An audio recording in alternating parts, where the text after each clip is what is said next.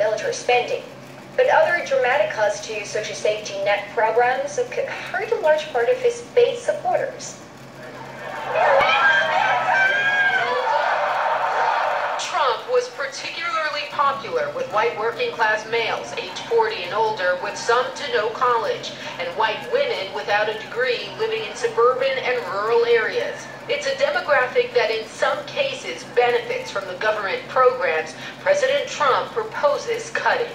5 areas the people who put Trump in office stand to lose under the proposed 2018 budget: Medicate and a children's insurance program called CHIP, education, food assistance programs, economic development programs, and farm subsidies. Well, some of the programs they're talking about cutting, food stamps, Medicaid, those tend to hit poor communities. Many of the voters there swung to Donald Trump when they hadn't previously been Republican. So I think it's really some of those new Republican voters who would feel the pinch the fastest. Medicaid and CHIP would lose somewhere between $610 billion to $1.4 trillion over 10 years. The programs provide health coverage for more than 70 million low-income children, adults, senior citizens, and disabled Americans. In Ohio, where Trump won, more than 2.8 million people are enrolled in the programs. In Georgia, more than 1.7 million are enrolled. Under Trump's budget, work-study programs for higher education would be cut by $488 million. More than 15,000 students would lose access to the program in Texas, another state Trump won. A cut of $193 billion over 10 years from SNAP, a program that helps over 42 million low-income Americans put food on the table.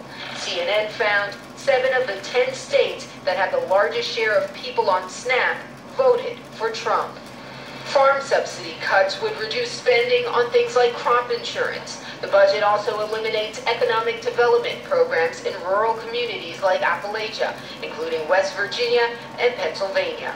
I live in Appalachia. When the money gets doled out, I know personally from history where how that money gets allocated. After the budget rollout, Director Mick Mulvaney getting some pushback from Republican lawmakers. My reaction is it's probably dead on arrival. But don't expect Trump voters to give up on the man they elected just yet.